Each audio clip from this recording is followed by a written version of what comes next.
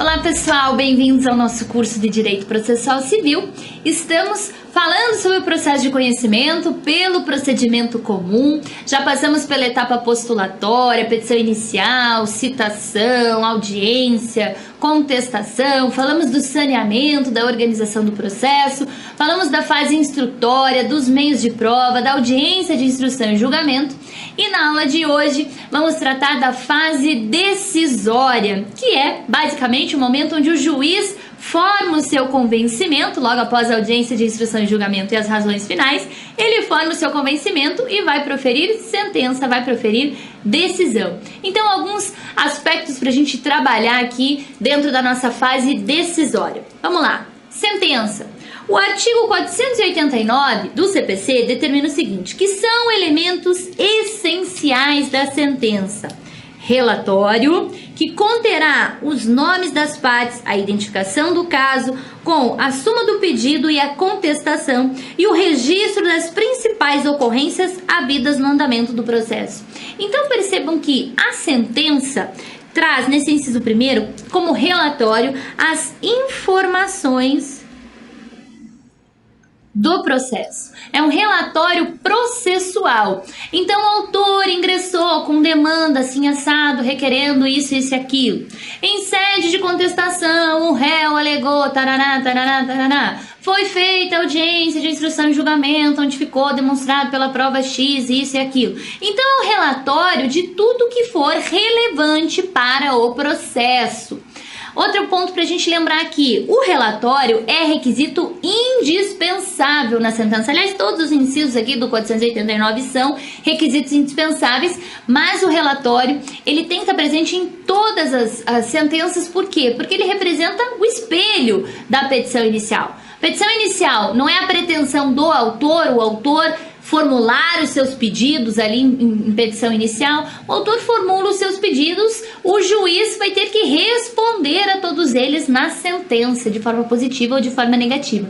O relatório, ele só não será exigido na sentença proferida nos juizados especiais. Se não for o caso de sentença proferida nos juizados especiais, relatório sempre indispensável aqui na nossa sentença. Segundo elemento da sentença, fundamentos em que o juiz analisará as questões de fato e questões de direito. Então é importante fundamentar, a gente já vai voltar nesse ponto do fundamento. E por fim, o dispositivo em que o juiz resolverá as questões principais que as partes lhe submeterem. Então esses são os três elementos da sentença: relatório, fundamentação e a parte dispositiva, aonde o juiz vai determinar a procedência dos pedidos, a improcedência dos pedidos ou a procedência parcial dos pedidos. Já falamos sobre o artigo 203 do Código de Processo Civil, quando falamos de atos processuais e dos pronunciamentos do juiz, mas vale a gente lembrar que, de acordo com o artigo 203 do CPC, sentença é quando o juiz aplica o artigo 485 ou aplica o artigo 487, que são aquelas hipóteses de extinção do processo sem resolução do mérito e extinção do processo com resolução do mérito. Então, quando o juiz aplica o 485 ou o 487, encerrando a fase de conhecimento ou encerrando o processo de execução. Por quê? Porque essa sentença, uma vez transitada em julgado, quando não couber mais recursos, uma vez transitada em julgado, pode ser que, diante de uma providência declaratória, constitutiva ou executiva lato sensu, eu já tenha a resolução do meu pedido, com a, inclusive, entrega do bem jurídico tutelado, mas pode ser que essa sentença transitada em julgado seja uma sentença condenatória, do juiz que condena o réu a me pagar 10 mil reais. Ingressa com recursos, recorre, o tribunal mantém o posicionamento do juiz de primeiro grau e essa sentença transita em julgado. Uma vez transitada em julgado, significa que o réu vai me pagar o que ele foi condenado a me pagar na sentença? Não necessariamente. E se o réu não me paga de forma espontânea, eu vou ter que executar essa sentença no mesmo processo de conhecimento, que é o chamado cumprimento de sentença, objeto da nossa próxima aula. Então, nem sempre a sentença ela vai encerrar o processo de conhecimento. Se for esse o caso de uma sentença condenatória e o réu que não me paga, meu processo de conhecimento vai continuar. Então, o que acontece? A sentença é quando o juiz aplica o 485 ou 487, encerrando a fase de conhecimento, que vai desde a petição inicial até a sentença transitada em julgado, ou encerrando o processo de execução. E tem que ter presente esses três elementos: relatório, fundamentação e parte dispositiva. No parágrafo 1º do 489, que é um parágrafo importantíssimo, parágrafo novo, inserido no CPC de 2015, nós temos que não se considera fundamentada qualquer decisão judicial, seja ela interlocutória, sentença ou acórdão que... Daí ele trata as hipóteses que nós já vamos analisar. O legislador inseriu esse parágrafo 1º no artigo 489 porque era uma prática muito corriqueira as sentenças que se limitavam a indicar o dispositivo legal, ou até decisões interlocutórias que se limitavam a identificar o dispositivo legal. No seguinte sentido, pensa lá um exemplo de um deferimento de tutela antecipada. Então, defiro a tutela antecipada uma vez que presentes os requisitos do artigo antigo, 273 do CPC de 73. Ora, o juiz me concedeu a tutela antecipada simplesmente dizendo que estão presentes os pressupostos, estão presentes os requisitos. Ele não fundamentou, ele não disse aonde que preencheu o requisito X, o requisito Y, ele só jogou o dispositivo legal. Isso é uma fundamentação? Não é. Então está desrespeitando lá o princípio constitucional da motivação e aqui o princípio da fundamentação. Então, toda vez que o juiz proferir um acordo, uma decisão interlocutória ou uma sentença que só coloque o dispositivo legal ou simplesmente faça referência a ele, ele não estará fundamentando. Então, o parágrafo 1º, ele vem para dar um puxão de orelha no magistrado que tem essa prática de não fundamentar as suas decisões. Então, acompanharemos aqui as hipóteses. Não se considera fundamentada qualquer decisão judicial que se limitar à indicação, reprodução ou paráfrase do ato normativo sem explicar a sua relação com a causa ou com a questão decidida. Então, da mesma forma que o autor, na petição inicial, ele tem que fazer aquela subsunção do fato com a norma para expor a sua pretensão de direito material, o juiz também tem que explicar, também tem que fundamentar. Muito bem, ele dá a procedência dos pedidos do autor, por quê? Porque foi produzida a prova X e a prova X comprovou a alegação do autor no tópico tal, porque esse dispositivo legal infere tal assertiva e essa assertiva se aplica ao autor. Então, fazer essa relação, essa vinculação do pedido, da prova, do dispositivo legal para as razões do seu convencimento. Também não se considera fundamentada a decisão que empregar conceitos jurídicos indeterminados, sem explicar o motivo concreto de sua incidência no caso. Então, esses conceitos jurídicos indeterminados, que estão presentes ao longo do nosso Código de Processo Civil, ou até mesmo ao longo da nossa Constituição Federal, são aquelas cláusulas abertas que o civilista Gustavo Tependino menciona, Nós temos esses conceitos jurídicos indeterminados, quando você não consegue atingir um objetivo concreto do ato normativo, da disposição legal. Então, por exemplo, há um dano moral. O que é dano moral? Você consegue conceituar o dano moral sob um critério objetivo? Há violação ao princípio da dignidade da pessoa humana. Não basta você simplesmente jogar, o juiz jogar na sentença esses conceitos indeterminados. Ele precisa relacionar. Então, há um dano moral porque a parte sofreu um abalo moral, um abalo psíquico nesse sentido quando aconteceu tal coisa. Há violação ao princípio da dignidade da pessoa humana porque a parte foi violada. Então, sempre relacionar esses conceitos abertos, esses conceitos indeterminados com o caso concreto. Também não se considera fundamentada a decisão que invocar motivos que se prestariam a justificar qualquer outra decisão. Aquelas decisões Ctrl+C, Ctrl+V, né, gente? Não dá para o juiz se limitar a um motivo que poderia ser base para qualquer outra decisão. Não, ele está proferindo a sentença para esse processo, a decisão tem que ter relação a esse processo. Então não adianta o juiz proferir uma sentença genérica. Da mesma forma que o autor não pode fazer pedido genérico, que o réu não pode contestar de forma genérica, o juiz também não pode decidir genericamente. Então ele tem que se pautar naquele processo com as particularidades daquela decisão. Também não se considera fundamentada a decisão que não enfrentar todos os argumentos deduzidos no processo, capazes de, em tese, infirmar a conclusão adotada pelo julgador. Gente, a decisão interlocutória, sentença ou acórdão, qualquer decisão, qualquer pronunciamento do juiz, ela tem que enfrentar todos os argumentos. E por quê? Porque nós temos no direito processual civil o princípio chamado princípio da congruência ou também princípio da correspondência, que significa o quê? Tudo aquilo que está ventilado na petição inicial tem que estar de uma forma positiva ou negativa disposto na sentença. É o autor que formulou a pretensão, é ele que entende ter o direito. O réu vai contestar, o réu vai se defender, mas o juiz vai ter que se reportar ao autor, se ele tem direito ou se ele não tem direito às suas alegações, aqueles fatos por ele relacionados.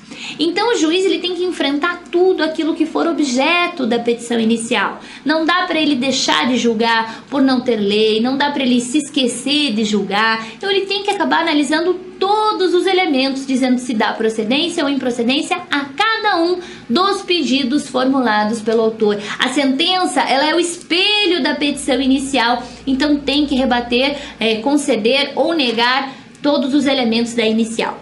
Também não se considera fundamentada a decisão que se limitar a invocar precedente ou enunciado de súmula, né, aqui súmula vinculante, súmula do STF, súmula do STJ, sem identificar os fundamentos determinantes nem demonstrar que o caso sob julgamento se ajusta àqueles fundamentos. Então não adianta você, por exemplo, apresentar lá, esse dispositivo se aplica à súmula 259 do STJ. Não, pera lá. Por que se aplica a súmula 259 do STJ? Então não basta você também, da mesma forma que não basta alegar o dispositivo de lei, não basta alegar a súmula, aplicabilidade ou inaplicabilidade. Você tem que fundamentar, relacionar essa súmula com a situação concreta, com o caso específico. Também não se considera fundamentada a sentença que deixar de seguir enunciado de súmula, jurisprudência ou precedente invocado pela parte, sem demonstrar a existência de distinção no caso em julgamento ou a superação do entendimento. No sentido assim, a parte autora, na sua pretensão, invoca uma súmula, invoca o enunciado de súmula, por exemplo. E o juiz, na sentença, simplesmente se limita a dizer não se aplica a súmula. Não dá para você considerar fundamentada uma sentença dessa forma. O juiz vai ter que falar, não se aplica a súmula, por quê? Porque o seu caso é diferente, tem uma relação fática que não é acobertada pela súmula, então vai ter um redirecionamento no julgamento, ou, muito embora você tenha mencionado a súmula, essa súmula já traz um posicionamento superado dessa turma, um posicionamento superado do STJ e do STF, de forma a não aplicá-la ao seu caso concreto. Então esse parágrafo 1º do 489, ele é importantíssimo para compelir também os juízes a fundamentarem as suas decisões e respeitarem os princípios constitucionais da motivação e o princípio processual da fundamentação das decisões. Artigo 492. É vedado ao juiz proferir decisão de natureza diversa da pedida, bem como condenar a parte em quantidade superior ou em objeto diverso do que lhe foi demandado. Esse artigo 492, ele traz o princípio da congruência, ele traz o princípio da correspondência, evitando vícios na sentença. Ou seja, é vedado ao juiz proferir decisão de natureza diversa da pedida. Então, se eu pedir uma indenização de 10 mil reais, o juiz vai ter que se limitar a me conceder os 10 mil, ou me negar os 10 mil, ou dizer que eu não tenho direito a 10, mas tenho direito a 9. Mas ele não pode, pelo meu pedido de condenação de 10 mil, me dar um carro, por exemplo. é uma decisão diversa daquilo que eu pedi, que é o que a gente chama de decisão extra-petita. Decisão diferente daquela que foi pedida. Não pode, como regra geral. Também não pode o juiz proferir decisão condenando a parte em quantidade superior, ou seja, que é uma decisão, que seria, né, uma decisão ultra-petita, no sentido, eu pedi uma condenação de dano material no valor de 10 mil reais e o juiz condena o réu a me pagar 50. Poxa, eu pedi 10, eu provei 10, eu não provei 50, não dá para o juiz condenar o réu em quantia superior.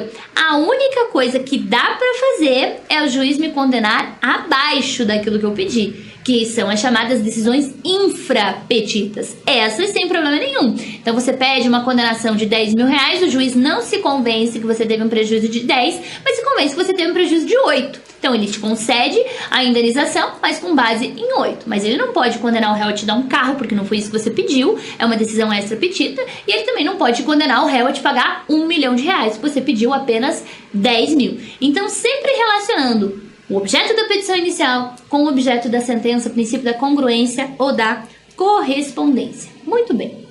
Aí a nossa sentença foi formulada, tem lá o relatório, tem a fundamentação, tem a parte dispositiva.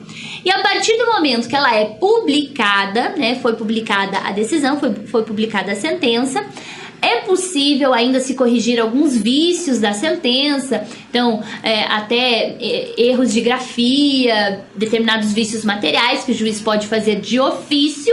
Mais uma vez publicada essa sentença, as partes serão intimadas da publicação da sentença e estará aberto o prazo recursal, tanto para corrigir eventuais problemas processuais, como é o caso do recurso de embargo de declaração, uma sentença omissa, uma sentença contraditória, uma sentença obscura, uma sentença que contém um erro material, a parte pode ingressar com os embargos de declaração para corrigir esse vício, tanto aberto prazo para os vícios materiais. Então, da sentença, apelação, da apelação, né, eventualmente, dentro dos tribunais, um agravo, um interno, eventualmente recurso especial, um recurso extraordinário, enfim, todos os recursos que serão objetos das nossas próximas aulas, está aberto esse prazo, né? Que o recurso nada mais é do que um prolongamento da decisão de primeiro grau, um prolongamento da relação jurídica processual.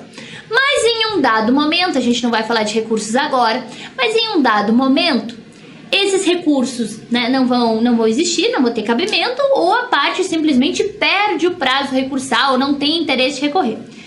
Quando eu não tiver mais recursos cabíveis, ou quando a parte não tiver interesse de recorrer, ou quando perder o prazo para interposição do recurso, significa que a minha decisão transitará em julgado. Então, o trânsito em julgado nada mais é do que quando não couber mais recursos ou quando, cabendo recurso, a parte não interpõe no prazo legal. Significa que essa decisão transitará em julgado. E o trânsito em julgado operará a formação da coisa julgada, que significa que eu não posso mais discutir essa relação jurídica porque já fez lei entre as partes. Isso é coisa julgada, o objeto foi julgado, não cabe mais recurso, não tem mais como você se manifestar sobre isso, você simplesmente vai ter que cumprir essa decisão. Então vamos falar um pouquinho sobre essa coisa julgada. Gente, lá no artigo 502 nós temos o seguinte: denomina-se coisa julgada material a autoridade que torna imutável e indiscutível a decisão de mérito, não mais sujeita a recurso. Sobre esse artigo 502, a gente tem que observar que há duas hipóteses de coisa julgada. A coisa julgada chamada formal e a coisa julgada chamada material. A coisa julgada formal é aquela que opera nas sentenças terminativas. Como assim sentenças terminativas? Sentenças que terminam a cognição, mas não analisam o mérito. Então, todas aquelas sentenças previstas no artigo 485, aquelas sentenças nas quais o juiz não resolve o mérito, são sentenças terminativas. encerram a cognição daquele processo, mas não julga o mérito. Então, todas aquelas sentenças do 485 fazem coisa julgada meramente formal. O que é a coisa julgada formal? Significa que eu não posso mais discutir o meu problema naquele processo, discutir a relação naquele processo, porque já fez coisa julgada. Porém, eu posso ingressar com uma nova demanda para discutir o mérito. Quer ver um exemplo? O juiz acolheu a alegação de inépcia da petição inicial em razão de conter um pedido genérico, por exemplo. Ele vai proferir uma sentença sem resolução do mérito, que o pedido não foi analisado, esbarrou ali num vício processual. Sentença sem resolução do mérito, artigo 485 do CPC. Uma vez transitada em julgado, não cabendo mais recurso ou cabendo a parte não interpõe, essa sentença fará coisa julgada. Mas como ela é uma sentença meramente terminativa, que não resolveu o mérito, a coisa julgada será apenas formal. Isso significa que naquele processo eu não posso mais fazer absolutamente nada. Mas como o mérito não foi julgado, eu posso propor uma nova demanda, mesmas partes, mesmo pedido, mesma causa de pedido, corrigindo esse vício da inépcia da petição inicial para que o mérito seja analisado. Então, para essas sentenças do 485, vai acontecer a coisa julgada só formal. Você não pode discutir naquela relação, mas você pode ingressar com uma nova demanda corrigindo o vício. E outra coisa é falar em coisa julgada material. A coisa julgada material, ela opera nas decisões definitivas. E as decisões, as sentenças definitivas são aquelas do 487 do CPC. Aquelas decisões nas quais o juiz resolve o mérito, ele julga o mérito. Para todas essas hipóteses do 487, decisões definitivas, acontecerá a coisa julgada formal e a coisa julgada material. O que significa dizer que a coisa julgada material, que eu não posso nem discutir nesse processo e também não posso repropor uma demanda, porque se o mérito já foi julgado, não dá para ele ser rediscutido, nem nesse processo, nem em nenhum outro mais. Então, coisa julgada material, estou absolutamente de mãos atadas, não tenho o que fazer, tenho que cumprir efetivamente a decisão, porque o juiz já julgou o mérito. Então, o artigo 502 denomina-se coisa julgada material, a autoridade que torna imutável e indiscutível a decisão de mérito, não mais sujeita a recurso. E no artigo 503? No artigo 503 nós temos que a decisão que julgar total ou parcialmente, anote aqui o total ou também o parcialmente, o mérito tem força de lei nos limites da questão principal expressamente decidida. Por que foi inserido esse artigo 503? Porque dentro do CPC de 2015, nós temos julgamento antecipado parcial do mérito, onde o juiz vai julgar o mérito de forma parcial. Em relação a outra parte do meu pedido, o processo vai continuar. Então, para todos esses capítulos de mérito, também denominados pela doutrina de capítulos de sentença, isso também tem força de lei. Então, se o juiz julgou lá em sede de julgamento antecipado parcial do mérito, que o réu, eu entrei com uma petição cobrando 20 mil reais, o réu concordou que ele me deve 15, esses 15 são incontroversos, esses 15 o juiz já pode inclusive condenar o réu a me pagar. Se ele não me paga e essa decisão transita em julgado, isso tem força de lei. Então ele não pagou, eu vou ter que executar essa decisão nos próprios autos, forçar ele a me pagar, e se ele continuar não me pagando, eu vou atrás do patrimônio dele. Não dá para rediscutir uma decisão, nem que ela seja uma decisão parcial. Então, até mesmo as decisões parciais, elas são acobertadas pela coisa julgada e elas têm força de lei. Então, cuidado com o 503 quando ele diz que a decisão que julga total ou parcialmente o mérito tem força de lei nos limites da questão principal expressamente decidida. Então, se uma parcela do teu pedido ou se a integralidade do seu pedido for julgada dentro do julgamento de mérito for uma hipótese do artigo 487, o juiz resolveu o mérito naquela parte ou na integralidade do pedido, a parte ou a integralidade do pedido sofrerão a coisa julgada quando a decisão transitar em julgado. Não cabendo mais recurso, significa que formará a coisa julgada material, fará lei entre as partes, não poderá ser mais discutido. A única coisa que me resta fazer quando opera a coisa julgada material é cumprir o que foi decidido na própria sentença. E com isso, pessoal, então nós encerramos a fase decisória, a fase de decisão do processo, a sentença, o trânsito em julgado, a coisa julgada. E na nossa próxima aula, ainda falando sobre o processo de conhecimento, nós encerramos a fase de conhecimento. Mas se essa sentença tiver alguma natureza condenatória, alguma natureza mandamental e o réu não cumprir a obrigação condenatória, a obrigação mandamental espontaneamente, nós daremos início à fase executiva dentro do mesmo processo de conhecimento, que é o objeto da nossa próxima aula, o chamado cumprimento da sentença. Então eu espero você para na nossa próxima aula a gente continuar os nossos estudos de processo civil, falando sobre a fase executiva do processo de conhecimento.